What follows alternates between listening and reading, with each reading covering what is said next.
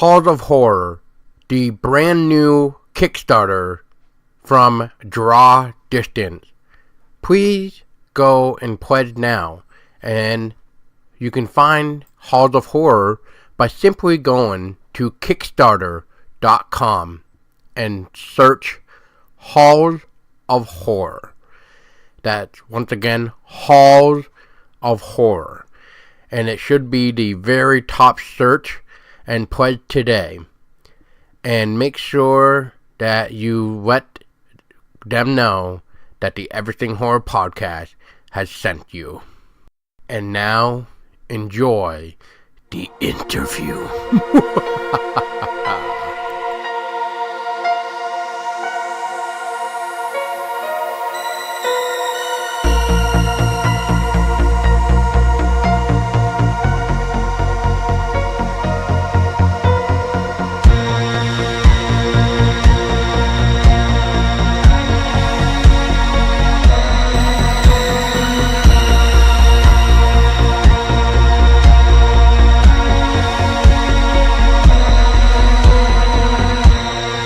Welcome everybody to the new episode of the Everything Horror Podcast, and my name is Paul Dolsky, joined by my lovely fiance, Tessa Baker, and we are interviewing a man all the way from Poland, and it's like 11 o'clock this time as we record this, just so everybody knows, and he's another one of those guys that's gonna see the future, and he's going to know everything in the world before we even know what goes on. Anyway, so without further ado, I would like you all to get introduced to Chris Zięba. Yeah. Hi, everyone. So, Chris, nice for you to join, and we're here to talk about your Kickstarter campaign that you got going on for your board game, Halls of Horror. Yeah. First of all, thanks a lot for inviting me on. I'm here representing our company, Ifan for All. We're experienced video game company. This is our first tabletop Kickstarter, but I actually have some prior experience with board games as well. I've had another board game Kickstarted a few years back called In the Name of Odin, and there's been a bunch of stuff that I did in and around the tabletop industry as well as the video game industry. Whereas with our company, like I said, this is our first foray into tabletop gaming, but we've already made a name for ourselves with a few video games in the past. The one that most people would probably know is called Serial Cleaner, and that was a game set in the US in the 70s. We are also working now on a game called Ritual Crown of Horns, which is a kind of a separate topic, but it's also somewhat horror related, as it takes a lot from the Weird West genre, and it's set in a kind of a magical / spiritual rendition of the Wild West. And we have a few other projects going on as well, so plenty of stuff that we work on. Oh, that's awesome. Well, I guess I'm going to get slapped. I'm going to slap myself right now. And because this is the first time I've ever heard of you guys. And I know that you were mentioning too, or like at least you mentioned it on the campaign of the Kickstarter, that you're going to be actually, or you did change your name with this new game that is being funded. And it's now Draw Distance now. We're going through a process of changing our name from Ifan for All to Draw Distance, and right now we're only kind of mentioning it in passing in the Kickstarter campaign of Halls of Horror, the board game, but that's something that I think is going to get like a bigger marketing push, so that people realize that we're actually the same creative team in the next few months. So wherever you see Ifan for All or Draw Distance, that's going to be the same company based from Kraków, Poland. Why the name change? Like, how did you guys even decide on Draw Distance? Yeah, so that's a funny story actually. We started off in 2009 as iFun for All because we actually started off as part of another company called Bloober Team. These guys, they've made some very cool horror-themed games in the last few years. Most importantly, Layers of Fear, which is getting a sequel this year. And they've also yeah, and they also did a game called Observer, which was this very atmospheric kind of cyberpunk thriller game. And iPhone for All used to be a part of Bloober Team. It used to be the name they used to publish games for iOS, for mobile gaming.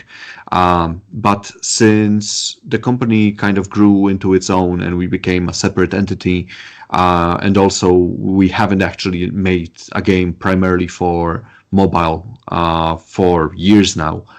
We've decided that it's probably about time that we change the name to reflect the fact that we're doing different stuff now. And there were a few names on that short list, but we decided on Draw Distance because it has this. It's a technical term from video game development. But we use it as kind of to let people know that yes, we are a video game company, but Draw Distance also suggests this kind of looking forward, like having to look ahead and see how far you can get with your gaze, and that's kind of something that we're trying to do, looking forward, figuring out what projects to do and kind of expanding out, and that's one of the reasons why we're doing a tabletop game now. Oh, that's so cool. And it must have been kind of nice to work with Bloober Team because I like you just mentioned with Layers of Fear and that getting a sequel that actually comes out this month, I believe in 12 days or something like that. Something like that, yeah. I think it's the end of the month, yeah. Yep. And then I have yet to play Observer, but I hear great things about that. But another game, you definitely should. It's really good. It's really good. Yeah. And what was the other one? Basement Crawl, which that was okay, I guess, in my opinion. I don't know, but I know they redid it. Yeah, that was one of the games that Bloober made a few years ago, and they kind of came out with Layers of Fear later, and that kind of was their first really big breakout game that allowed them to work on different horror related projects, and they are working on a lot of interesting things right now. Layers of Fear 2 being the obviously the one that's pretty much finished up right now, I believe, but they already have other things in the works that are also really cool. So oh, nice. Well, it still must have been nice to work with a team just like that. That must have been great too. And that's. I mean, I'm a little bit jelly because the people that created Layers of Fear, that must be one of my favorite horror games, just because of the way the environment changed and all that stuff. Yeah. And just that alone and the soundtrack. Oh God. Anyway. You're gonna love the soundtrack to Observer then. That one's really, really cool. And it has this fun thing about it that they actually use the vocals of this kind of an obscure Polish band called Moon, Księżyc. And that's a band that was like this very experimental, underground even kind of thing in the 90s. And they've been, playing here and there, but in general they're kind of not a lot of people know about them, and those who do don't. It's kind of like this obscure thing. But they used the composer for Observer. He used vocals from of people from that band, and it creates this very moody, very distinct atmosphere that I think isn't like anything else I've ever seen. So that's a huge recommendation coming from me. I'm also a cyberpunk fan, so it helps that it's this kind of game that straddles the line between horror and cyberpunk, and I really like that. Oh, nice. Well, anyway, enough talking about other games. Let's talk about your game now. So what inspired Halls of Horror? Because, when I was reading the press release, that I got from somebody. I forget the name right now, but Malsin or some. Yeah, Marcin probably, yes. Yep. And I was reading that it kind of sounds like it's it's like well, maybe I don't want to say it's like an escape room, but it is like an escape room in a way. But the difference with that is it seems like only one person can escape rather than everybody. On top of a movie slasher, which yeah. interesting. So we had a few inspirations here. Mostly, like when we thought about the game initially, we were figuring out a way to create a game that would give you this feeling of being this kind of survival adventure kind of game. So we looked at a few different things, but the inspirations that came to mind immediately were movies like Saw, Cube, but also that's something we knew we wanted from the start was kind of this NPC character that would kind of hunt all the players down and would be this kind of wild card. And from here, we obviously arrived at the idea that maybe like mixing it up with a slasher a la, Friday the 13th, Halloween, that kind of thing, that would probably work pretty well. So we ended up with a premise that you are basically a participant, one of our characters who has been snatched from the streets or like have been tricked into coming into this weird mansion, maybe, or like more like a just giant warehouse. We kind of kept it kind of vague so you can create kind of your own fiction for it. But the idea here being that you're one of these participants and you've been locked in this basically trapped house, this haunted house place, by a master of the ceremony. We assume the master of the ceremony, it's not like a identity that we ever reveal. He's this kind of enigmatic guy who organized this whole thing for reasons only known to him. And he wants to just see a show, and the show is going to be bloody, it's going to be cutthroat, and he has his kind of pet participant, the killer, the guy who stalks the halls of horror and tries to, hunt down the other participants. And the killer's identity is also kind of kept secret, so you can create your own theory about who he really is. But he has, mechanically speaking, like in the game's rules, he has a few kind of unsettling features to him. Most importantly, that he can't actually be killed. He can always kind of get back from being reduced to 0 hit points. So he's kind of this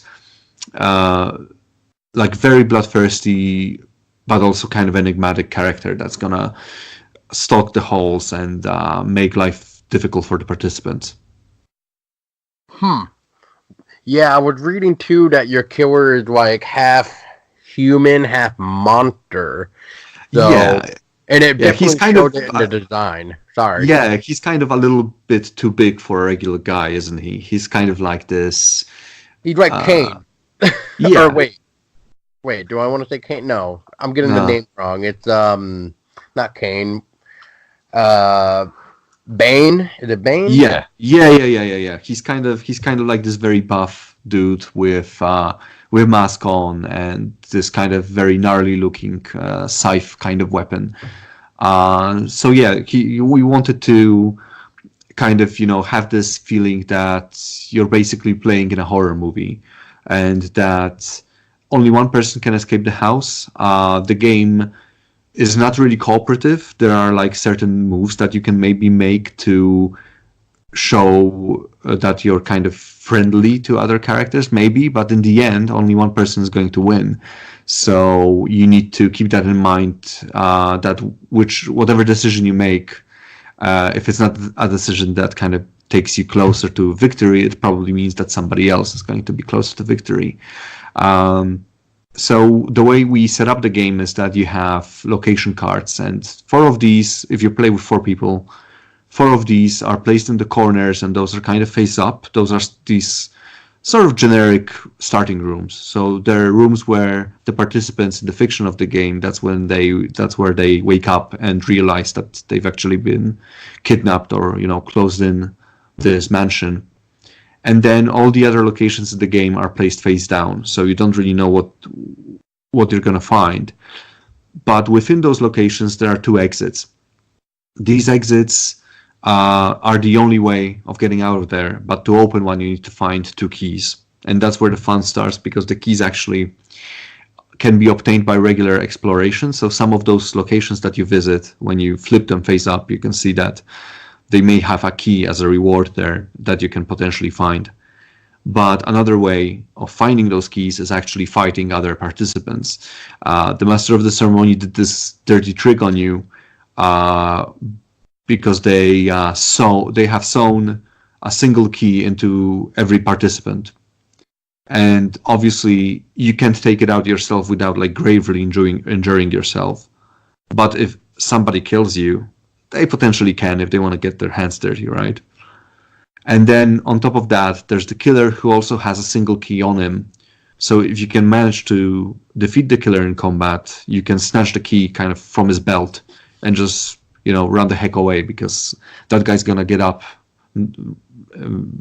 soon, and probably will want some sweet vengeance on you. Wow. I mean, there's a lot to take in on this, and yeah. Just out of curiosity too, is how many people can play in either in a game and it looked like too, which I'm. Forgive me if you didn't mention it, or if you did. There's also a solo mode. Yeah. We basically originally we designed the game as a 2-to-4 player game, but we also found that a lot of people were interested in a solo mode, and these, especially for Kickstarter board games nowadays, these become more and more popular as time goes by.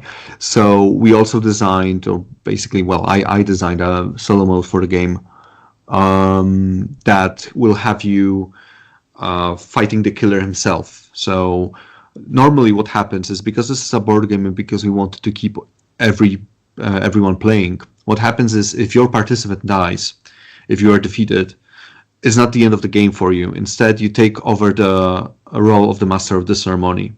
Before that, at the end of each turn, the first player during a turn will just pull the top card of the master of the ceremony deck, and that's what the master of the ceremony does. That's kind of stuff like, he can leave a present for you, a gift. That gift might be something useful, or it might be a trap.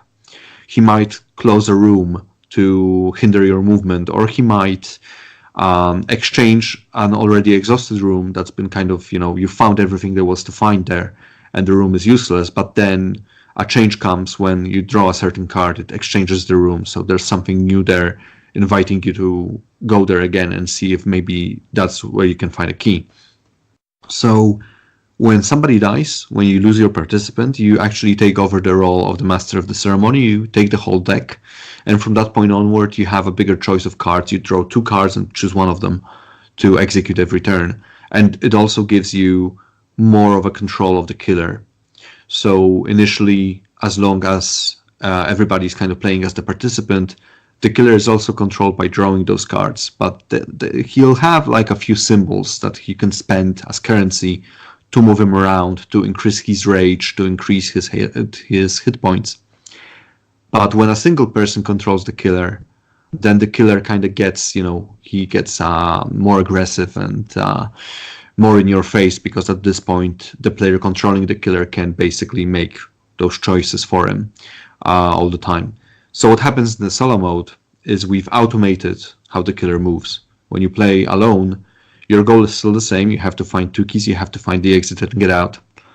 But the killer will now stalk you in kind of this automated way that is kind of interesting, because it can lead to some pretty close calls, like the killer getting really close to you, but then moving away, giving you some breathing space. But then again, he might be pursuing you around the board all the time, breathing down your neck. So it also has that slasher feel to it, that you feel you feel in danger all the time. You feel threatened, but there are these release moments when the tension kind of falls down a bit, falls goes back a bit, and you can focus on your immediate goals. But then the killer obviously makes a comeback.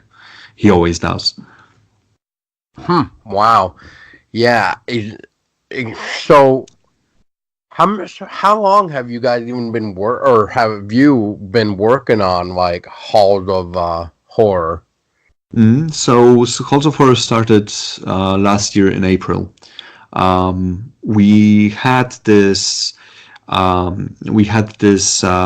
game made for Microsoft's Mixer platform. It's basically kind of like this more game-oriented Twitch, like strictly game-oriented Twitch streaming service. But what Microsoft also did is they've added some additional functionality that allows the viewers of the stream to take active part in what's happening.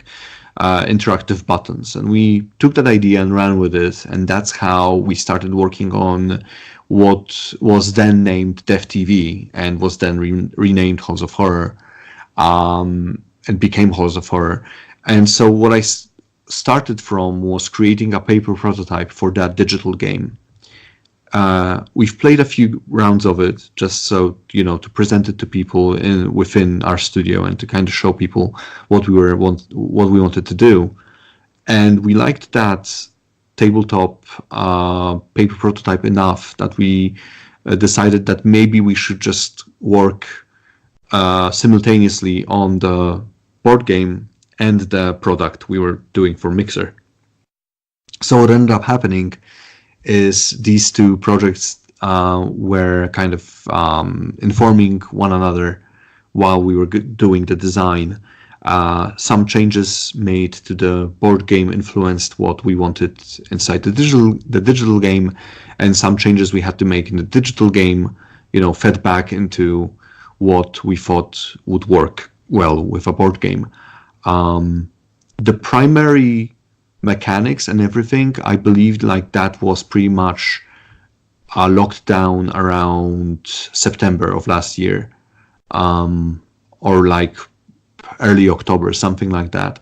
But obviously, like with board games, there's always plenty of testing that you have to do to figure out if you have a rule for every situation that you need a rule for, and to see if you can kind of polish stuff up and improve some systems. And I spent a few more months doing that. Also working on the solo mode was another thing that I did after I've locked down the main mechanics. I looked at how we can provide people with a nice solo mode for it. And so we've mostly finished all there is to the basic game. There are a few things that we also would like to do, but we're kind of we've put those in the stretch goals, and we're kind of seeing if we can get there, and if we can, we have some nice other surprises for waiting for people if we get to those stretch goals.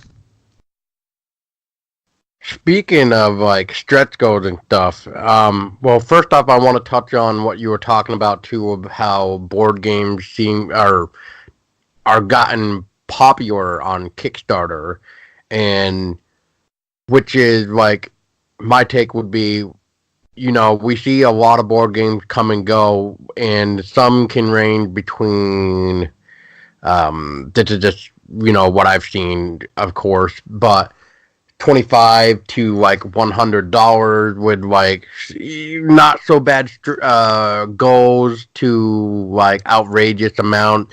Now, with you guys, you actually in American money, because I forget how, or actually I don't know with Poland how it goes. Is it pound in Poland too? Like no. We've got the zloty in Poland. It's local currency, and it's roughly about there's 4 zlotys to $1 roughly. Yeah, so in American money, it's like 45,000, which is a goal. So with you guys having that much of a high goal, well, it seems high, but to maybe some people, but as most people listening now who might not have gotten the chance to, but I know we're talking and putting this out on the second day of your Kickstarter, where as this gets released right now, listener, I'm talking to you, listener, right now, actually. So stop listening, hit that pause button right now, go to Kickstarter and type in Halls of Horror. Because if you do that right now, there's probably going to be like 4 hours by the time this goes up left. And you have a chance to pledge early, which is $50 American almost. It's close. It's like 49, but 50. I'm just rounding it up. But you get some really cool early pledges, but just by doing that one. And it's only lasted for 24 hours. And by the time this comes out, you'll probably have like 4 hours. Anyway, go do that. Okay. Now, hopefully you came back and you unpause. So the next question of the continuation of this is, so like I said, 45,000 seemed to be much, but you're also bringing in, like, we'll just say this is after the early, $54 I think I saw for the game, right? Yeah. Now, how did you guys figure out the goal wise for like how much money go to what? Well, that's always like something that you have to do with physical production in general and board games specifically, is you have to have some kind of estimate of basically how much the game is going to cost to make, and how much you expect people will be willing to pay for it, and somewhere in between there is like the golden option for how much you should ask for a game. Kickstarters nowadays, like, they tend to have, especially like the ones who kind of break the bank and rake in many millions of dollars, they tend to be very miniatures focused. So they tend to have they tend to be like these more tactical games. Sometimes those figurines might even be, those miniatures might even be like sort of like an add-on in a way. Like they're not really needed for the gameplay, but they're there because they're super nice looking, and a lot of people collect these to paint them and to just put them on their shelf. So that's something that pumps up the prices of Kickstarters a lot. We came in onto our price by figuring out, okay, so this is what we expect the game is going to cost us to make. This is what we expect our miniatures are going to cost. That's that's what we need to do for shipping and like general logistics. And we kind of found this $49 pledge to be what we needed to do to, at the same time, make enough money to make sure that we will be able to create the game to the quality, to the level of quality that we think is needed, and at the same time to keep the cost low enough so that people understand that they're paying for what they're seeing. That there's not like with some Kickstarters you might see, especially if they're like set in on a known IP, that they might have a higher a higher cost per game, just because they have some kind of IP that is immediately recognizable. But we're working with an original IP, so we also have to take that into consideration. And hopefully, like the presentation we did on Kickstarter, and when your listeners tune in and have a look at the Kickstarter, we went with this pretty different, I would say, graphic design for the game. most games on Kickstarter nowadays, you'll see they use kind of this Blizzard-esque, sort of cartoony fantasy style to them. Not all of them, obviously, but like some of them do that. We went with something like more digital, also because we worked on the digital game, and we already kind of knew that was an aesthetic that worked. We did a little bit of glitch art here, which is kind of reminiscent. What we wanted to go for is kind of a industrial camera / VHS kind of vibe. And like the characters are also these nicely illustrated by kind of glitched out people on the cards and everything. So we wanted to have the game stand out in terms of how it looks, and I think we've succeeded with that. It's definitely different than any game I have in my collection, and while mine's not that big, it still has a few dozen boxes on my shelves. So you also were just mentioning stretch goals. Now, does that also involve possible expansion for Halls of Horror? Did you guys even think or have any ideas for expansions? Yeah, well, a lot of the stretch goals that we have planned are going to add a lot of additional variety to the game. The game is already pretty varied. We've got lots of room cards, and those come in 2 variants. So already you have 54 rooms total, 50 of which are going to be are kind of unique rooms with some more copies there, because there's 2 exits and there's like a few copies of the starting room. But we're already hoping to expand that a little bit, so adding some more variants to those rooms, which should allow you to potentially even mix and match sets together. We tried keeping the sets compatible within one variant. So if you have a variant A set and a variant B set, those are going to work pretty well within kind of that set of cards. But then you also have the variant C cards that we'd like to unlock, to just add more variety, and all of them have kind of a different dynamic to them. And then we also have some additional characters that we're hoping to bring to the table.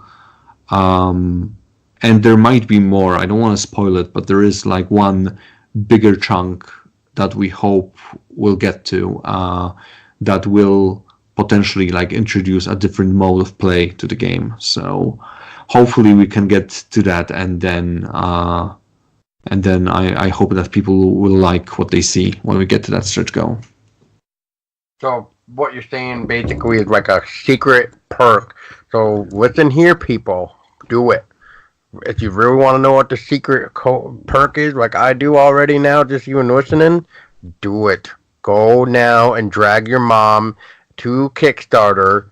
Bring your brother, bring your aunt, bring the person you hate, bring the person that you just want to fall in love with, and tell them to back Halls of Horror, just so we can also help push to see the secret perk, because I am very interested now what the secret perk could possibly be for a new mode. Anyway, on that note, what are the things people would enjoy most about this game? All right, so Halls of Horror, like I said before, it's a pretty competitive-minded game. So if you're the kind of person who kind of likes games with a degree of maybe like even like a little bit of not cooperation, but a feeling of, well, can I trust this guy? Is he going to do what he thinks he does? We've got this mechanic when you play cards all together to determine what action you're going to do this turn, and this can lead to different results. You can potentially meet another player in a room that you wanted to search, but if 2 characters enter the same room, you have to fight. So say if you like this kind of dynamic when you can't really trust the other players to do what they say they're going to do, and if you like feeling kind of smart about outmaneuvering or outthinking other people at the table, that can be something that this game does pretty well. Obviously, the theme I think is pretty unique for a board game. So if you always wanted to see kind of a slasher horror movie realized in a board game format, then this is definitely something that I think you should keep an eye on. And also for people who like their characters to have like special abilities or some just kind of unique flavor to them. What we did with our characters is they're double-sided, and we've got one side that's kind of for your first game, and it only has a health tracker on it. But the other side actually has 2 unique skills per character. So it also allows you to do a little bit of this almost role-playing, like seeing who that character is and kind of trying to figure out why they have the perks that they do, why they have those skills that they do. And we have a nice cast of characters. So it's a thematic game. That's one thing that I'm really happy about with this one, is that it came out pretty thematic. So for me, for example, for board games, I really like board games that are both like very solid in terms of mechanics, but if they can tell a story while we're playing the game, that's also always welcome. That's actually very cool and interesting. And like Paul was saying before, everything that you've told us so far really makes us both want to back this project and hopefully help it succeed. That's great to hear. Yeah, hopefully, like we're doing pretty well right now. At the time of recording, we're at just over 10% of our goal. So that's not a bad way to be. And we're hoping that with some more, letting people know about the game, and with some more buzz around the game, with the help of you guys and other people I'll be talking to over the next few weeks, we hope to get people interested enough in the game to come and check it out. Oh, for sure. I'll definitely help as much as I can. Great to hear. So, a question to you guys, if you don't mind. Oh yeah. I was wondering, like, since you are very much into horror, obviously, you run a podcast that focuses on all kinds of weird stories, but also on media. I was wondering if, like, from a board gaming and video gaming perspective, what's the kind of stuff that you as horror lovers would like to see in games like this? Like, what's the kind of thing that would make you feel like you're really like playing a horror game, whereas in comparison to anything else, what would you expect from a game like this? Ooh. First off, can I just first say that you're the first person to actually ask us something? So congratulations on that. Okay, well, achievement unlocked, yes. Yeah, so congratulations on that. So achievement unlocked for you. And to answer your question for what could we expect for something like this, ooh, that's a tough question because everybody is different or picky or something, and he's asking us personally. I know. Yeah. But I'm trying to just say though, because I am a picky person when it comes to certain things. Yes, you are. Yeah, she can vouch for me. I guess what I look for, whether it be a board game or a video game or something, is I want a great story for sure. Because if I can figure out the story, then it kind of bores me. It kind of takes me out of the movie, the mood, the game, the board game, whatever. Like, I guess I'm always looking for something unique that try to be different. I don't like to hear the same stuff used over and over again because, once we start seeing that, it doesn't really become fun anymore. Well, maybe for some people, but that's where I get picky. I can only stand the same stuff so long that I have to move to something else. But in this case, you know, I just like the fact that it's trying to do something different.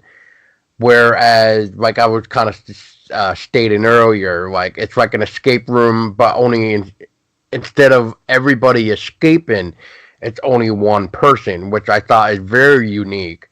And another thing that I like about Halls of Horror that really caught my attention, which I'll say this, and then I have a question from another friend of mine who also wanted to know to touch on the solo mode for you too, is not many board games now even think of the fact that there is one player. It's always got to be either 2 or 4 to so many players afterward. There's like a limit and a maximum, or minimum and a maximum. But we never hear that there is, in fact, like a solo mode. So that right there to me has given me props for you guys, because that is like thinking out of the box for me, because I don't remember the last time I've seen a horror game where we can actually play by ourselves, especially as you were stating earlier, where it's one person versus the killer. Yeah. Yeah, it And becomes a kind of this kind of unique puzzle then when you play a game alone. And in recent years, it's gotten better for people who like that aspect of tabletop games, and in general, like I feel like there's a return to this feeling of even moving chits around, right? There's this tactile element to board games that is kind of missing from most video games. Not all of them, but in general, like even doing stuff on the board, even if it's like not a very narrative driven game, but it still has this almost like a primal feel to it, doesn't it? That it's like if you're sitting alone with a board game, it's just you and whatever like the system is in front of you, and you can have like a close look at all the chits. And some games take great advantage of that. There are a few that like really surprised me with how they approached this tactile component. So that's kind of cool, and I'm happy to hear that people are excited about solo modes in games, and that hopefully the one in Halls of Horror is going to be a lot of fun for many people too. oh yeah, I completely agree. I mean, I just don't remember the last time I really heard any type of board game or card game or whatever, really. Just being able to have like that cat and mouse feeling, and it in a way can bring like a suspense in a board game or a card game, because we rely on the dices or cards, and in this case it's dices and cards and stuff, of course. And it's just one of those things where when we flip that card over to see what our next move or panic or whatever, I mean, we don't know what the outcome is. And it's really cool. And as you were mentioning earlier about the whole like a haunted house feel, I could definitely see the haunted house feel more in solo mode than I probably could with other players. Unless you're looking at it as like maybe if you're familiar with possibly like, we'll just say House on Haunted Hill, you know what I mean? Like a group of people that need to survive the night, yada yada yada, and then one by one. But that one also has like a trader mechanic to it, doesn't it? That one of the people can get. Am I remembering that right? That one of the people can get possessed or something like that, and then they start playing against everyone else. Or is that another game I'm thinking about? Yeah, I think you're right about that. Yeah. Because that's like a more classic game in that vein.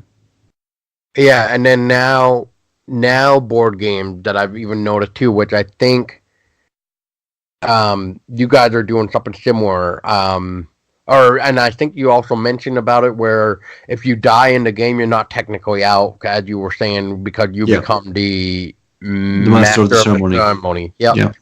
Yeah, and another game that I backed on Kickstarter, you may have heard of it, called Forsaken Forest, maybe. But yeah, I think I've seen it somewhere. Yeah. Yeah, they made a thing that once again caught my interest where if you die in Forsaken Forest, you're not technically out of the game. Instead, you're actually a ghost now. And don't quote me on what the ghost can do because I actually forgot. It's something really cool though. I think it like controlled the environment and something else. I just can't really remember. I think it's you become one of the vengeful spirits of the forest or something like that. Yeah. Like that. Anyway, to touch on your question too, Tetha, going back to like what Chris had said, what is something that you would like to see that within this? Yeah. I don't know. You pretty much covered what I would have said anyways. You and I pretty much think on the same wavelengths with a lot of the same stuff. So I'd have to agree with you on what you said. Okay. Yeah. Gotcha. I just didn't know if I was too picky and then, maybe have forgotten something that you were used to or something. No, and what he's already told us about the game is stuff that I already find cool and interesting already. And that is why people need to back this project. Yeah. That's really good to hear. Yo, you're welcome. And it's just, like I said, it's one of those things hard. Well, it is hard because nowadays it is kind of hard to create something new because you got to think what hasn't really been done, and you guys thought out of the box by being influenced by like the VHS movie slasher escape room days or escape room, which is now becoming a popular thing too, and but you're thinking outside by saying, well, what if we change this and then actually make it so that it's this, which makes it that much more suspenseful, which is like only one person can leave the mansion.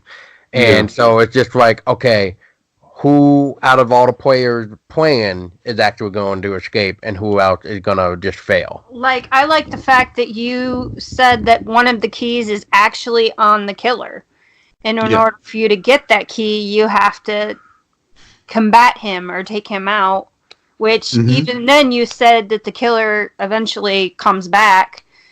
Yeah. So, I think that right there is cool. And I don't think I've seen that in a like a board game or anything that I've ever played. So, I thought that was cool, even. Yeah. Yeah, the idea behind that was that I just wanted to give the players different ways of achieving their goals. So,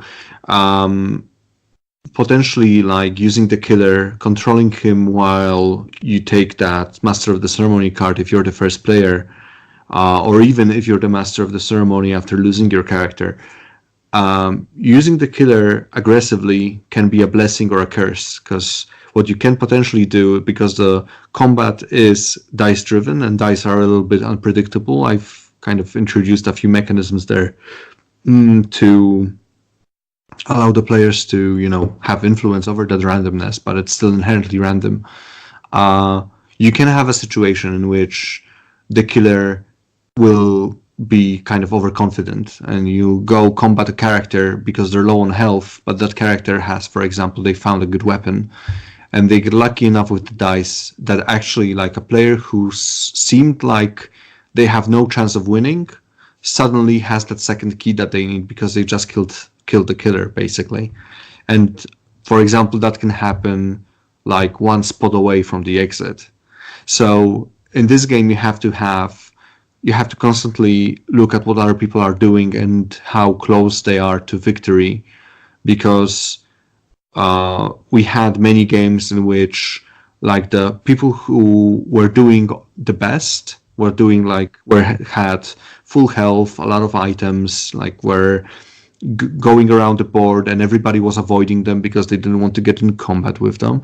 And those were the people who would win because they would focus too much on trying to catch everybody else. Whereas somebody might have found a key in the first turn, making them a target and making them the person who was kind of running away all the time. But then they smartly used that one opening they had, found the second key, and get out. Even though technically, like, they weren't doing all that well, all things considered. So we tried to offer. We tried to offer players like many options for achieving victory. Well, first of all, sorry about Bixby just all of a sudden wanting to shine in from my phone. But yeah, no worries. Apparently she just wanted to say hello. But yeah, that sounds really cool. I like the idea of how that came to be for sure. And like Tessa said, I don't think I've really seen something like him before. So yeah, where you have to get the key off the killer in order to be able to escape. Yeah, I mean, very cool. Yeah, I mean, I'm trying to think too, like, you know, I'm trying to think of like video game wise. I think the last time I really had to get a key, well, maybe not off a killer, but around a killer was really the first Evil Within, and even then, it wasn't really that hard to get the key. But then again, it was because actually, wait, no, there was an enemy in the first Evil Within that you had to actually kill a boss in order to get a key. Yeah, there you go. And so yeah, but it is like, yeah, it's a video game and not a board game. So it is cool in this case though with a board game that we have not seen it. So yeah, yes. So I give you props for that as well. Yeah, thanks a lot. Like you mentioned, like I know that like before we started recording, we had this like quick chat about how you usually also ask your guests about how they kind of got into horror, etc. And to be perfectly honest, like I'm not a huge horror fan. In terms of video games, definitely, like I do like a bit of horror, but I'm really easily scared. So I don't actually play all that much horror games, and I don't watch all that many horror movies. But I always liked this feeling of like a constant threat and of dread, and this feeling that you can't, that you don't really know what's happening, and you have to adapt on the fly. And that's kind of something that I wanted to tap into with this game. It's definitely like I do play tabletop RPGs as well. And I did GM a few like these weird sessions where players would start in basically almost like in a haunted house, and would have to figure out how they got here and what was and kind of how to get out. So I can see a lot of small influences on this game thematically and in its design from a lot of different things that I've seen and played over the years, which I think is kind of like most designers do their things. You're not the first person I've heard that's not really into horror, which I still find it quite interesting though that the people we have talked to that say that have either been in a horror film or have been somehow drawn to a specific horror film, but that's it.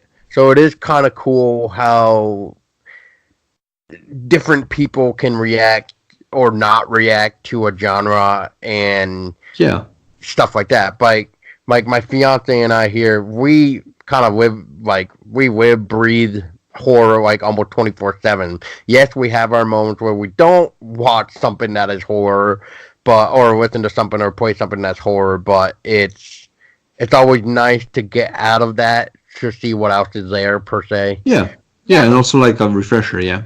Yeah, we've pretty much grown up with horror, Paul and I.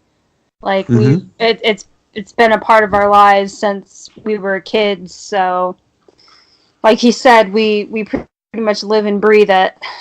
Yeah, and again, there's something like a little bit primal about fear as such, right? And and horror, and the idea that these media, the board games, the video games, the movies, they allow us to kind of simulate this feeling in a safe space almost, right? So obviously nobody would want to be chased down by a maniacal killer in a haunted mansion.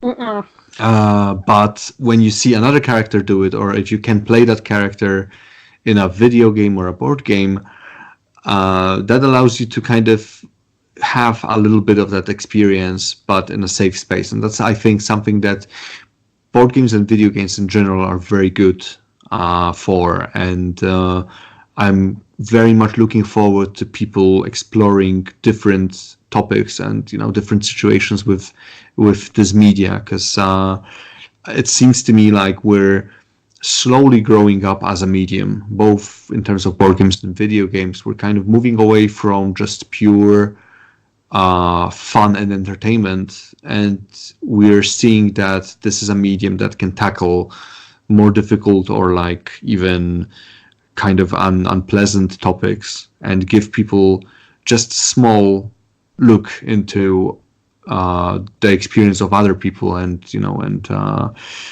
and like I said, like topics that you don't usually interact with every day. So that I find that super exciting, that this is something we're seeing happen now. I will agree with that, and I'll also add that horror also has something for everybody. It may not seem like it, but there's always that one film, video game, board game within the horror genre that is for somebody. Even though they try to say like they're not really into horror, but there's still that one thing that just makes you go, "Oh, I like this." Like, even though I'm not really big into horror, but I like this. Yeah.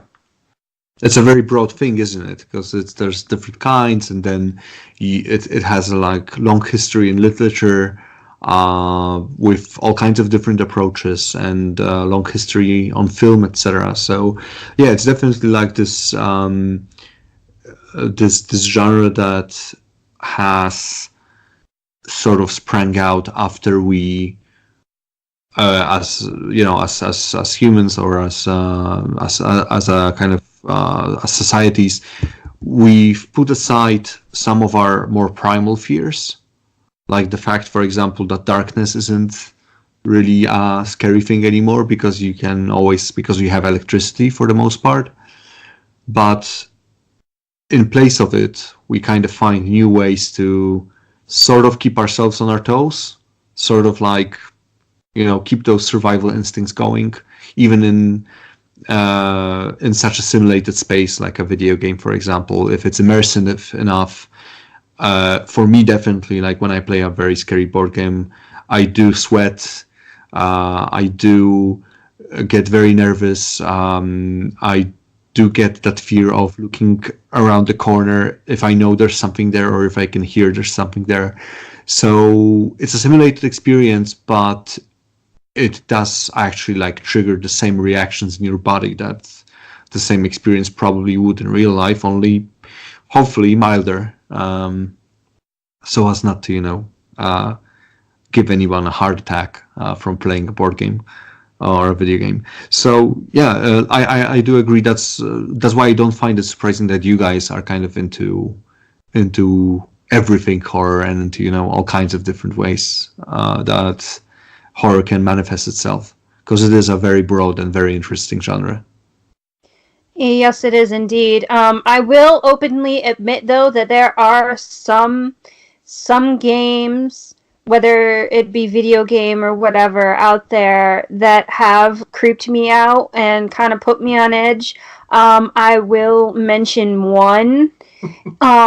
It's called PT. Oh man, PT, yes. Yeah, PT makes me like very nervous and She's never played it, but seen people watch it. On edge. Like, I haven't played it personally, but it's kind of one of those things where, like, I've seen it.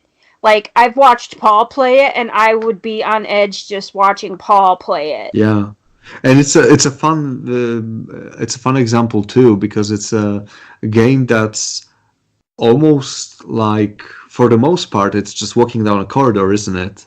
But Yeah. they do all sorts of things to just make you unnerved all the time. And a lot of games will do that, and some of them succeed more than others. But like going back to, say, Layers of Fear did that fun thing that Paul mentioned, that you had those changing locations where you could turn a corner and it would be something completely unexpected, or you would enter a room and then turn back and see something change there.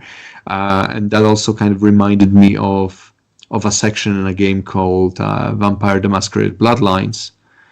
They have early on in the game, it's like the second or third big mission that you do in the game, that they have a haunted house, and that's a level where you're the only character there. There is a ghost, but he kind of interacts with you in a poltergeist kind of way. So he throws things at you, he will leave signs for you, and he will lock doors behind you and that kind of stuff. But I remember when I was a kid and I played that for the first time, the only way I could actually get through that entire section was to turn the sound down and play music in the background, like completely like some light-hearted rock music, just to kind of, take the edge of the ambience of the whole thing. And yeah, like that's incredibly important too, to music and soundtrack, the soundtracks and sound effects and all that. That's what makes a great horror video game, definitely. But I will kind of indulge in a bit of more self-promotion for Halls of Horror here, because we actually do have like a pretty nice perk with the board game.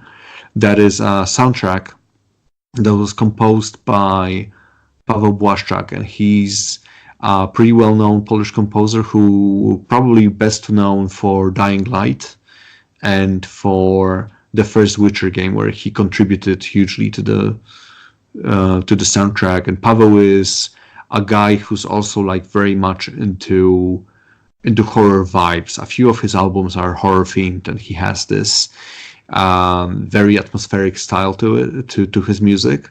And what I found like very interesting about the way he approached the music to Halls of Horror is he took a few points from John Carpenter's music, which I'm a huge fan of, in terms of like, especially not necessarily maybe The Thing, but like I really liked his music for what's the name of that movie? Halloween. I'm thinking about Escape from New York. Is that the Kurt Russell movie? Oh yeah. Yeah. So that's basically that's a whole different story, but that was one of my formative movies when it came to like thinking about cyberpunk and like dystopic futuristic fiction. But the soundtrack in that is actually like very cool. It has this kind of 80s vibe to it, but it's also like it just oozes cool. So Paweł, I think, found Carpenter's work pretty inspiring as well, and he has a style entirely his own, but it was a perfect fit for Halls of Horror as well. So hopefully people will get to listen to the music and see for themselves how well it fits, and I think it fits pretty damn well. Well, let me just say, like, right off the bat, you had Paul at soundtrack, because Paul absolutely loves soundtracks to, like, a lot of different things, and he's a big soundtrack guy. And while you were talking about, like, the music and stuff like that, and the inspiration for it, and all that, I wish you could have seen his face. Because he just pretty much had like the oh my god face. Hey guys, I'm happy to make you happy. So I am a big fan of soundtracks, especially with video games and movie soundtracks. I do like music in general, but like soundtracks, like I said, especially for video games, because I find that in recent years, especially, Hollywood kind of focuses on doing soundtracks which sound very similar. There's like a style of a movie soundtrack, especially for like big blockbuster movies. For a while now, there's been this style of soundtrack that you can just hear over and over again. But with video games, people experiment a lot and they do different weird things. And yeah, I have a huge collection of music, and in general, like I'm a huge fan of music and soundtracks. So glad that there are more of us, Paul. Then. So. Right, I hear ya. I mean, you know, a lot of people kind of look at me funny when I say, "Oh, I love that soundtrack to whatever the person's talking about," and they're kind of looking at me like, "Yeah, it's weird, isn't it?" Yeah, it's weird. It's just like a friend of mine who helps out with the podcast too. He never ever would pay attention to the soundtrack until he met me, and I started talking about it. And then one day when we were at work, because we also worked together at our daytime jobs, and he was just like, "Dude, I don't know what you did to me, but now I can focus on the music now and see if it fits the environment or not." He's like, yeah. After listening to you, to hear like, "Oh yeah, this doesn't actually fit, and this does." It's just like, you can't. Now I'm starting to pick up on it. I'm like, yeah dude. There's a lot of stuff music can do. Like other than that example I gave with the kind of Masquerade Bloodlines level, that's one thing that the music played a huge role there, as did the sound effects and sound design in general. But music can make you happy. It can make you sad. It can make you cry from like just feeling overwhelmed by certain tunes. There's like a few. I'm not sure if you guys are aware of Video Games Live. It's a show that kind of goes around the world playing video game music with an orchestra, and a guy called Tommy Tallarico does this thing when I think he's been doing it for like at least close to 10 years, if not over 10 years now. And I had the pleasure of attending a few of these concerts when he finally came to Poland. And there is a few songs there which I don't even know the games that they're from. So it's not like a nostalgia thing that I, remember a tune from like 15 or 16 years ago, and that's why I like it. It's stuff that I've heard for the first time being played live by an orchestra, and it's stuff that moves me to tears, man. It's one such song is like they play a song from Chrono Cross, which is a game like I'm not familiar with at all. I vaguely know that it's a Japanese RPG, and that's kind of all I know about it. But the tune they play, it always moves me to tears every time I hear it. So I do believe that like a good soundtrack makes a good experience as well. And like when I GM, I use a lot of music for my RPG sessions. With Serial Cleaner, going back to those previous games that we did with iPhone for All, I had the pleasure of working with a lot of musicians on creating the soundtrack.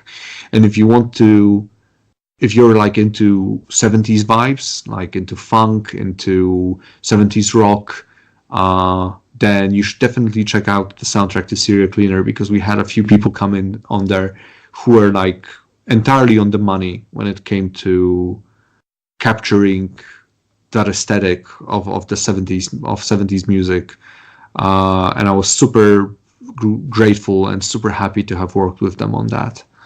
And again, like with Halls of Horror, working with Paweł Błaszczak was also great, because actually one of the first video game soundtracks that I actually actively liked and would listen to was one of Paweł's. That's the soundtrack to Crime Cities. That's a pretty obscure smaller game from like I think the year 2000 or 2001, like the very early 2000s.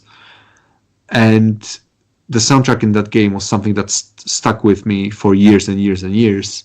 And then to finally work with him on a project after so many years, it was very gratifying.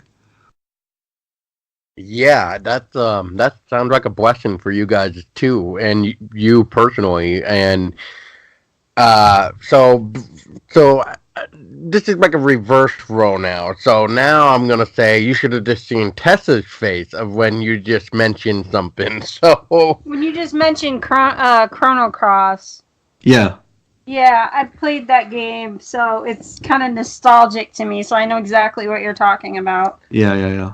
So so you can probably imagine how that kind of orchestral rendition of those themes can move you, and Yeah, it's yeah, soundtrack to that game very moving.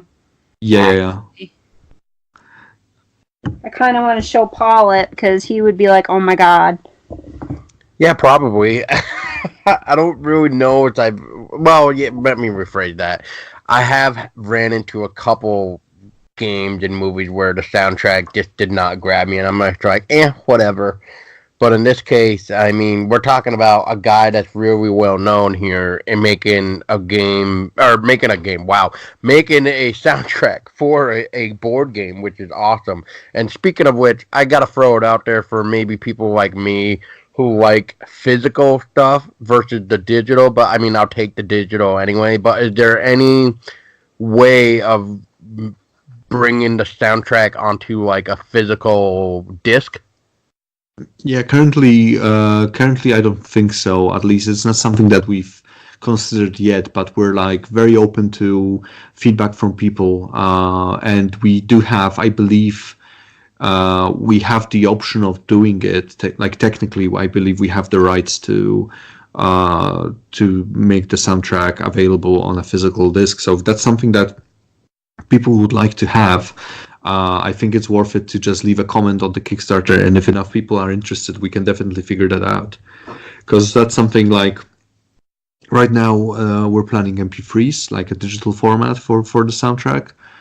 But like I said, I don't believe there are any like specific reasons not to do it other than we'd have to have like a bunch of people interested in it, so we can figure out how much that would cost, and that's additional, that and if it would influence shipping, etc. So that's something we'd have to figure out. But yeah, if people would like that, we would definitely love to see some comments in the Kickstarter saying that a physical version of the album is something you guys would like to see. Well, then that sounds like that need to be a Kickstarter update, so that way people can really pull into the demanding of this physical disc. I mean, like I said, digital is fine, but I know somebody like me who's trying to play the game to really get into the mood, the atmosphere of what in this case Halls of Horror. I'd rather it be physical, so that way I don't see the computer on. I don't have to use a CD player. Well, I don't have to use a an iPod or something. Well, I guess I could use an iPod, but I mean, for those people that gotta use a computer, though, it kind of takes it away. I mean, yeah, I understand you can turn off the monitor and stuff, but it's just not really the same as having the physical thing in your hand. No, yeah, I understand, because like computers are such a like everyday part of our lives now that it seems like they're always on, right? So if you're playing something that's more physical, then like to me, what you're saying, it makes perfect sense that you would want to not have your monitor on and not have like a digital device next to you. That's something like I knew a few people over the years who play board games while the TV is on, for example, and that's something like I could never get into that, because it's either or, right? I either am here with the game and with all the people around the table, and when we're not playing the game, then we're chatting and we're kind of in the space together, or there's distraction somewhere that might be, if it's music, especially if it's music that fits the mood, it's not a distraction. It's actually something that adds and can elevate the experience.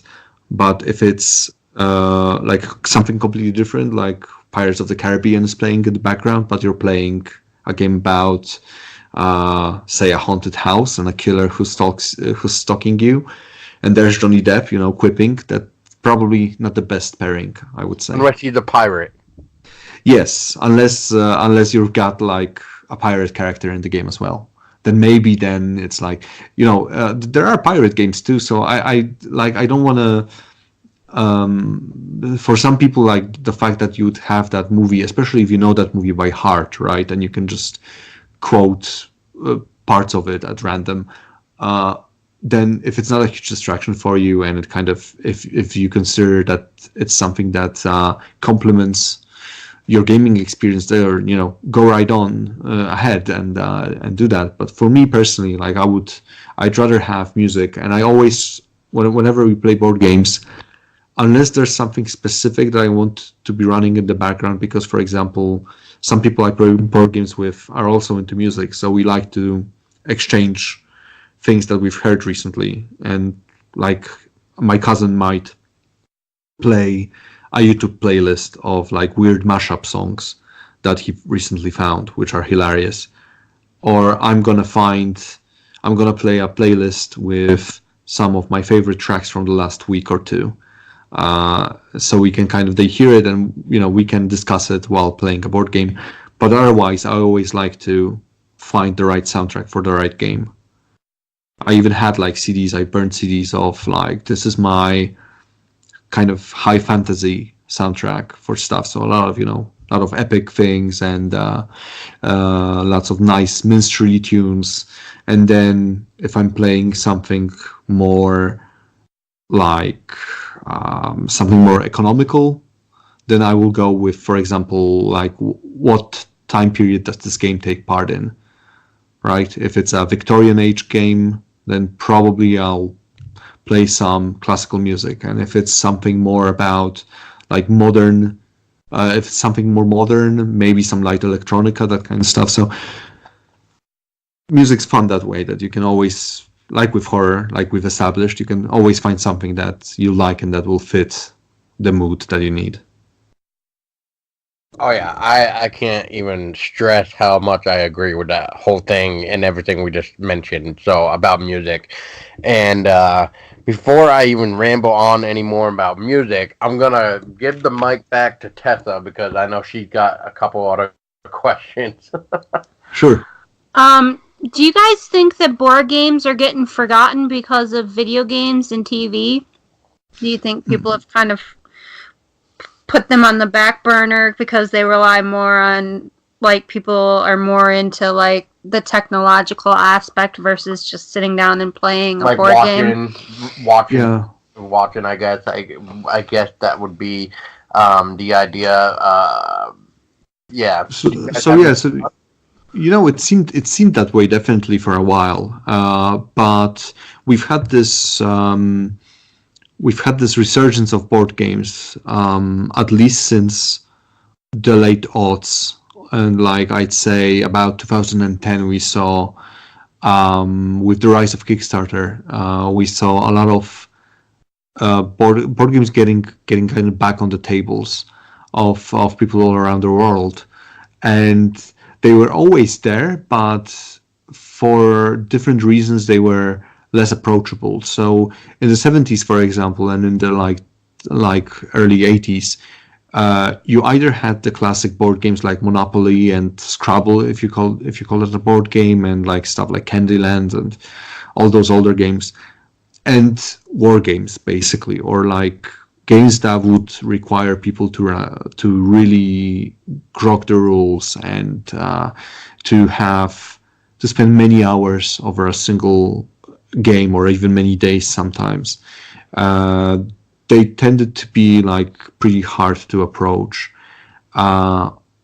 whereas nowadays, like from the mid 90s, you could say, that's when the German style board games started coming in, called Euro games sometimes. Those kind of more economical, more kind of less random based, more like how to put it so that don't offend any fans of Euro games. Basically, like more kind of thinking games with less of a theme perhaps, but with some with some mechanical solutions to them that were very smart and like very and attractive to people then.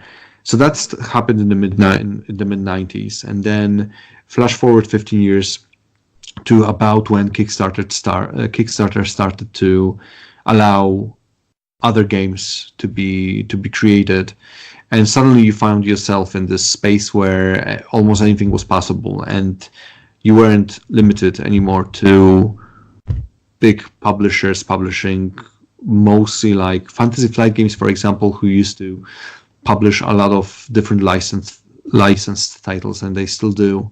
That was one of the companies that if you wanted a game that was like very highly thematic, you would go to Fantasy Flight. They did stuff like Warcraft, they did Game of Thrones, they had The Lord of the Rings, I believe they also had at that point, etc.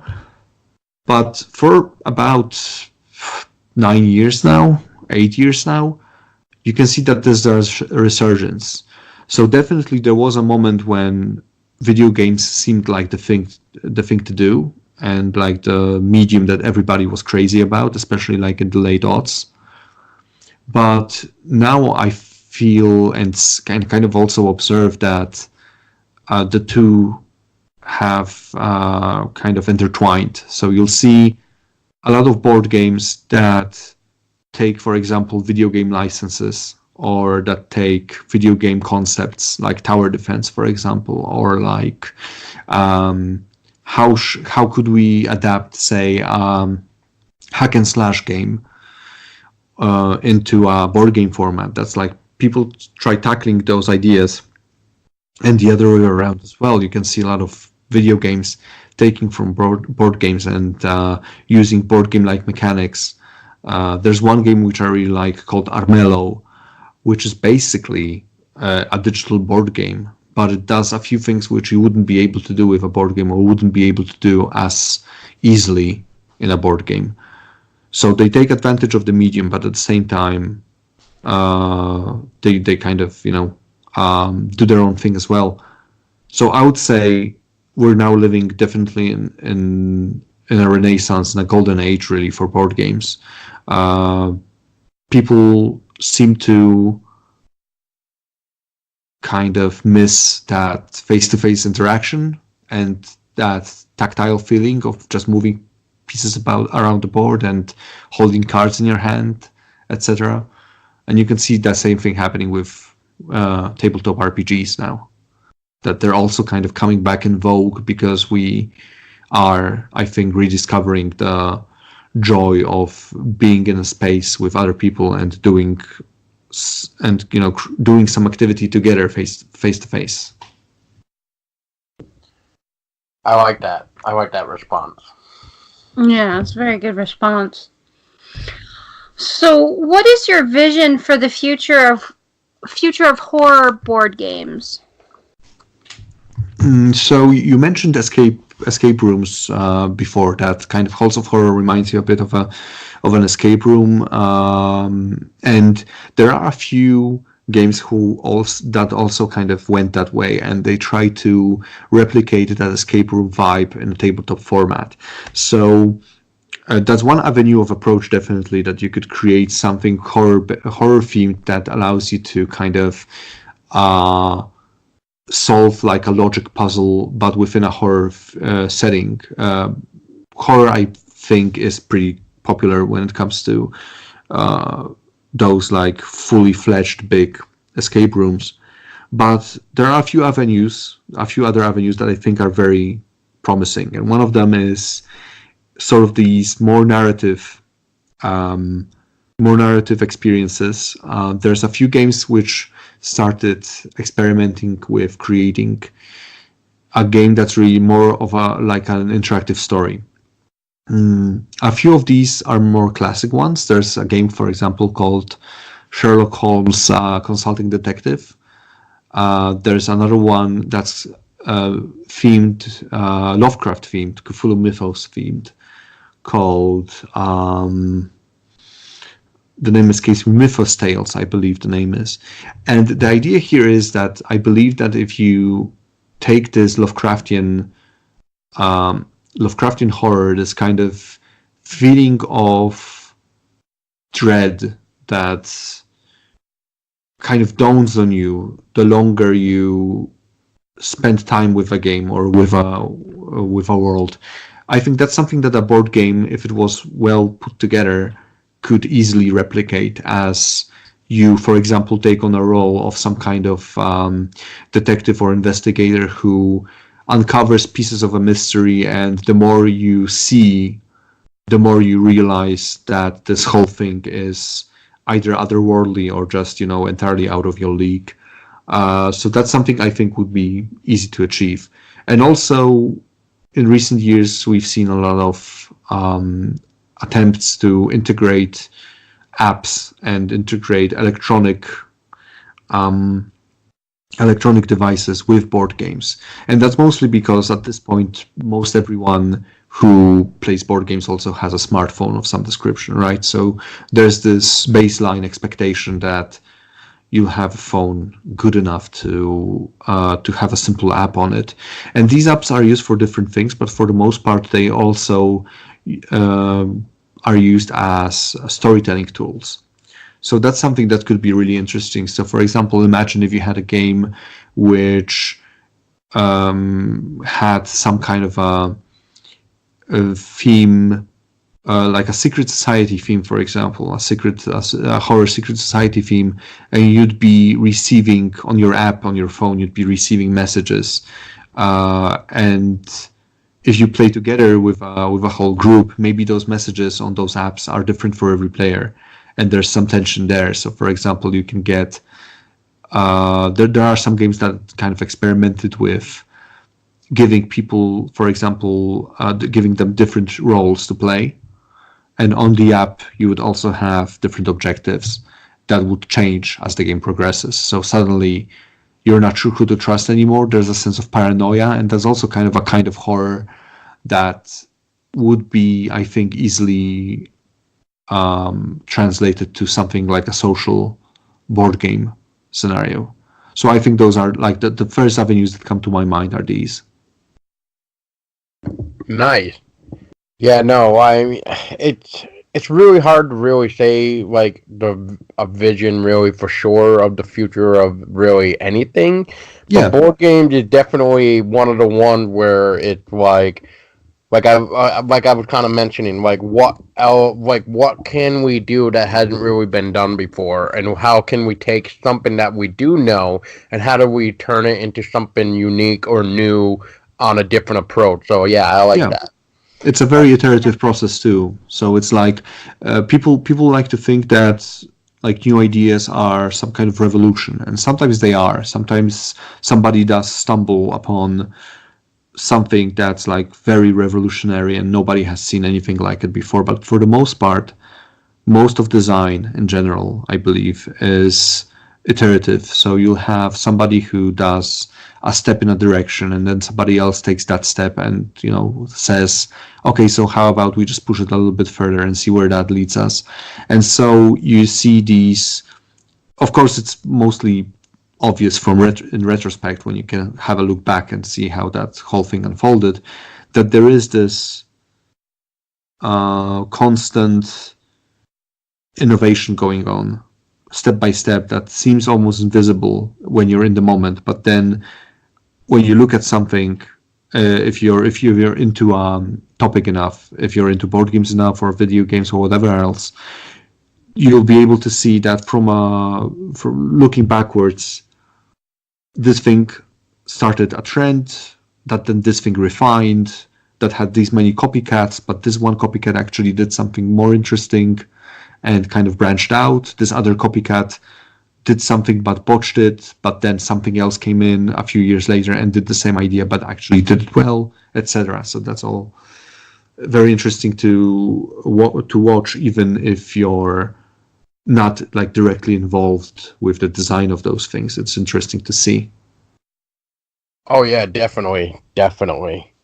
And so Chris, I got 3 questions from a friend of mine. You've already answered some of his questions too earlier, but I felt when we were talking, I might as well have thrown in his question at the same time because it just fit whatever we were currently talking about at the time. Yeah. So one of his questions, and this is going back to solo mode, and he wanted to know. So he sees that there's a solo mode, and he was wondering, is it really possible for just one person to play the game? Yeah. So the solo mode, like I mentioned before, is basically a deck of cards that will automate how the killer works. So what it allows you to do is choose one of the participants and set down a game using most of the same rules. But then instead of drawing one card from the Master of the Ceremony every turn, what you do instead is there's a separate deck, and that deck will direct the killer miniature around the board, and there are different rules for combat. And then in the basic game, slightly different. They're mostly the same thing. So the idea here is that you really are playing against sort of like you could say an AI-driven character in a board game format. So it is a solo mode. You have to do a little more bookkeeping than maybe you would playing any of the other modes, but not too much. Because one thing I kind of wanted to avoid is creating a game in which you can play solo, but you need to do lots and lots and lots of bookkeeping. Because a lot of board games potentially, especially like story-driven board games, you could potentially play them alone with like 4 characters, right? And see which one of them wins, basically. But that takes a lot of bookkeeping. It takes a lot of remembering of, all right, that's what I wanted to do with this character versus where did I lose that card that I had in my hand? Oh, I see. No, it was actually a different character that had it. My mistake, etc. So I wanted to try and create a mode in which you can just sit down, set it up in 5 minutes, and start playing, and basically see how far you can get, and see how dire the situation will become, and see if you can escape that house when there's just you and a killer who's designed to track you down eventually. Awesome. Yeah, that already to me sounds awesome, and I hope it sounded awesome to you, Darsh, because that was your question. Another question that Darsh wanted to know too, Chris, is do you guys know about the whole Instagram and Facebook blocking the hashtag horror, which could or might have already affected your marketing? Which he mentioned that you guys are using a really interesting marketing tool, which is the whole Facebook group that I'm part of too. But yeah. I actually wasn't aware of that, and that's an interesting revelation, to be honest. I'm pretty sure, like, since I'm not the person who usually does most of the marketing stuff. That's Marcin, the guy who contacted you about with the press release and everything. So probably like those guys are aware of it and kind of took precautions to combat that. Personally, I don't think I've encountered it, but it might be that it did or will, as you said, influence our Kickstarter effort some way, but hopefully, like, we're gonna have enough of coverage and enough of different events that's going to happen, over the course of the next 30 days, because the campaign lasts until June 14th. So it's plenty of time to, I think, combat that by just doing different things and taking different angles at this whole, Kickstarter promoting thing. Oh yeah, for sure. And definitely look it up, Chris, when you get a chance. Just look up hashtag horror centered on Instagram and Facebook, and you should probably find something. It's very really interesting, and it has affected a lot of people now, including people like me and Tessa here. Because, since we're all talking about horror and stuff, and that was one of the main big hashtags where you could learn a lot of new stuff. And like whether it be movies, cosplay, whatever. I mean, that hashtag would be the one that you would want to go to. I see. And now you guys have to figure out something like more creative and like less precise in a way, right? So that people can still find your content, but under a different. Yeah, gotcha. Yeah. Mm-hmm. And the last question that Darsh wanted to know is, and this is going back to the killer design, is was Jason from Friday the 13th an inspiration for the killer design, or Nemesis from Resident Evil 3? Because to him, it looks very cool and scary. Yeah, Jason definitely was, just because of the mask and the idea that we wanted the killer to have his face covered and to also be like this kind of menacing person. Like, yes, half man, half monster, definitely, but you can see that he's an actual person, even if a bit removed from his humanity. The Resident Evil Nemesis character, not so much, but I'd have to double check with our concept artists for the figure for the miniatures, actually, because initially I didn't have like a very clear idea of who the killer would be, so I was very open to seeing what people would suggest to us, and what ended up happening is we basically only had like a small icon for the killer initially, and then we sent that to the concept artists, and then they came up with the whole full body concept art on which the figurine, which the miniature is based. And actually, like with board games, especially if you test them early on, you use placeholder materials. So for a long time, the killer was an orc figurine from like a Hero Quest game that I have, like this green guy with this big scimitar, grinning kind of maliciously. So that was the killer for the longest time. And obviously, when you go out of that prototyping period, you have to think, okay, well, that's what it was before, but now let's think about what it could be, and let's build some interesting design that people will actually like to see. And on that note, Chris, thank you again for coming on. I cannot think of anything else, so if there's anything that I completely have missed that you feel is important, feel free to mention it. If not, just run us through where people can either keep up to date with draw distance, or where people can even keep up to date on Halls of Horror. And don't forget, people, Kickstarter right now. Go to Kickstarter.com, type in Halls of Horror, and it should be like the very first thing that comes up when you search, and back it today, because it sounds really cool. And like we keep mentioning and bringing up, solo mode. Come on now. Who would like to face the killer by themselves to have that real cat and mouse suspenseful feeling in a board game?